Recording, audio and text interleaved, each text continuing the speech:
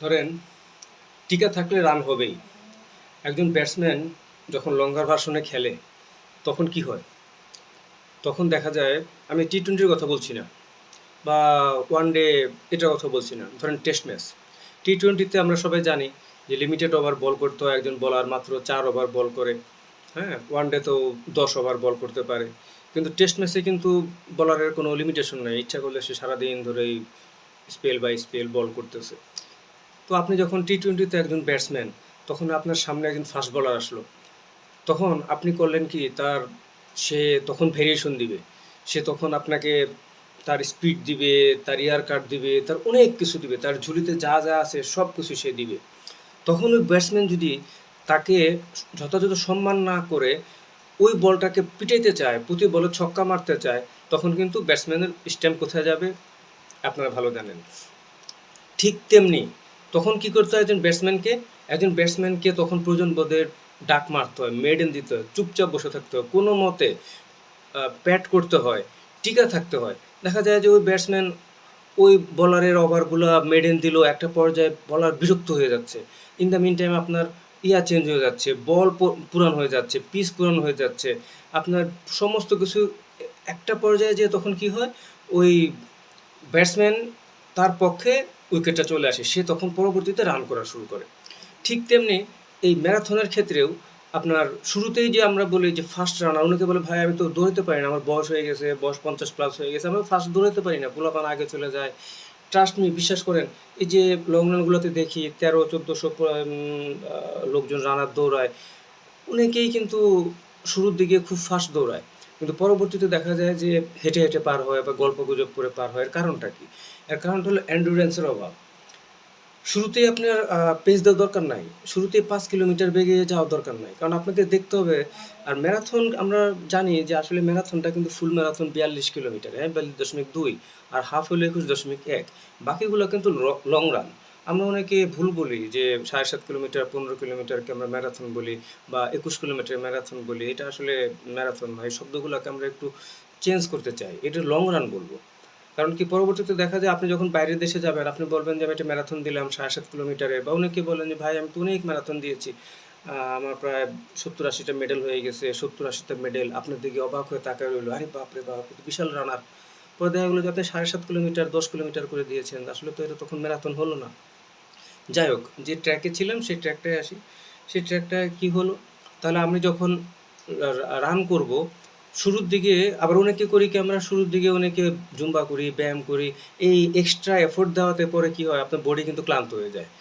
এই শুরুর দিকে আপনি যে ১ কিলোমিটার বা ২ কিলোমিটার আপনি দৌড়াবেন না, এই ১ কিলোমিটার বা ২ কিলোমিটারই কিন্তু আপনার হয়ে যাবে, আপনার কি বলে এটাকে, এই ওয়ার্ম আপ হয়ে যাবে। তো আপনি একটু কষ্ট করেন শুরুর দিকে, একটু আস্তে হাঁটেন, একটু জোরে, একটু আস্তে দৌড়ান। এরপরে দেখা যাবে কি, আমার যে ক্ষেত্রে যেটা হয় সেটা বলি, আমি তাত্ত্বিক না বা কোনো গবেষক না। আমার ক্ষেত্রে যেটা হয় যে আপনার ধরেন, আমার যদি একটা ম্যাজিক আছে, ২.৫ কিলোমিটার পার হয়ে গেলে আল্লাহর রহমতে আপনি আমাকে ঠেকাইতে পারবেন না। এরপরে দেখা যায় ১০ কিলোমিটার বা ২১ কিলোমিটারের পরে আলাদা ধরনের একটা ফিল আসে। এই ফিলটাই কিন্তু তখন নিয়ে যায়, তখন ইচ্ছা করলেও আমি আর থামতে পারি না। তো এটা শুধু আমার ক্ষেত্রে না, প্রত্যেক লং রানারের ক্ষেত্রেই এটা হয়। এবং যেমন আমরা ঢাকা থেকে মাওয়া গেলাম আল্ট্রা রানে ৫০ কিলোমিটার, নরমালি কি হয়? আমরা এর আগে ৫০ কিলোমিটার দিয়েছি ইউ-লুপ করে বা একটা ইউ-টার্ন করে। এটা সরাসরি ছিল, একদম মাওয়া থেকে যেয়ে আপনার লৌহজং পর্যন্ত ছিল। তো আশেপাশের অনেক লোক, তখন বাজে বেলা ১১টা, প্রায় আমার ৮ ঘন্টা লেগেছিল, ৮ ঘন্টা ১৯ মিনিট। তো অনেক লোক দাঁড়ায় আছে, অনেক খালাম্মা, অনেক চাচা, আঙ্কেল দাঁড়ায় আছে। দাঁড়ায় থাকার পরে বলতেছে যে, "আপনারা কোথা থেকে আসছেন?" আমি বললাম, "ঢাকা থেকে আসছি।" বলছে, "ঢাকা কোথা থেকে রওনা দিয়েছেন?" আমরা বললাম, "যাত্রাবাড়ি থেকে রওনা দিয়েছি।" বলে যে, "এ দৌড়াইয়া এখানে আসছেন?" তারপর বলতেছে, "এটির মাথায় প্রবলেম আছে।" আসলে এটির মাথায় প্রবলেম আছে। আমরা যারা লং রান করি, আমরা যারা ম্যারাথন দিই, আল্ট্রা দেই, তাদের মাথায় আসলে প্রবলেম আছে, এবং আমি তো খুশি যে প্রবলেম আছে নেওয়াতে। এতে কি হয়? এতে আপনি এই যে ৮ ঘন্টা ৯ ঘন্টা যে দৌড়ালেন, বা আপনি আরো লম্বা স্পিড, আল্লাহ যদি চায়, আমি, জীবনে তো মানুষের অনেক ইচ্ছা থাকে। আ জীবন তো শেষের দিকে। আমি আবার যতদিন বেঁচে থাকবো ততদিন ইনশাআল্লাহ বাঁচার মতো বেঁচে থাকার চেষ্টা করি, আল্লাহর কাছে দোয়া করি। তো একটা আল্ট্রা দিতে চাই, সেটা হলো ১০০। ৫০ তো দিয়েছি বেশ কয়েকটা। তো এখন ১০০ দিতে চাই, তো দেখা যায় যে আ বা অনেকেই, আজকের ভিডিওটা এই কারণে করা যে অনেকে বলেন যে লং রানে টিকে থাকেন কিভাবে? ওই যে শুরুতে বলেছিলাম, লং রানে একজন টেস্ট ব্যাটসম্যান সে লং রানে কিভাবে টিকে থাকে? ওই টিকে থাকতে হবে। আপনাকে সবসময় দৌড়াবেন তা না। দেখা যাবে যে রোদ উঠে গেছে, হাঁটা যাচ্ছে না, সূর্যের দিকে তাকানো যাচ্ছে না। তখন কি হয়? জাস্ট শুধু ক্যাপটা মাথায় দিয়ে, মাথাটা নিচুর দিকে দিয়ে আস্তে করে হাঁটে দেয়। আমার বডি যা চায়, শরীর বুঝে, আবহাওয়া বুঝে আমাকে এগিয়ে যাওয়াটা। ঠিক তখন মনে রাখতে হবে এবং মনে, মনে দেখেন একটা জিনিস আছে, প্রত্যেক লং রানার ক্ষেত্রে এটা হয়। যার মতো করে আল্লাহ তাআলাকে আপনি ডাকেন, অটোমেটিক চলে আসে এটা। এই যে নইলে পরে আমি চিন্তা করি যে ৮ ঘন্টা যে পার হইলাম, আপনি দৌড়াইয়া, হাইটা, যাই যেভাবে বলেন যে পার হইলেন, এটা পার হওয়া কিন্তু এতটা ইজি না যদি উনার রহমত না থাকতো। এই জিনিসটা অত ইজি না। তো এই জিনিসগুলো আমরা একটু খেয়াল রাখি এবং এটা খুব একটা যে অতিমানব, এলিয়েন, হ্যাঁ? বা আমার বন্ধু-বান্ধবরা বলে যে, "তোর সাথে জিন আছে।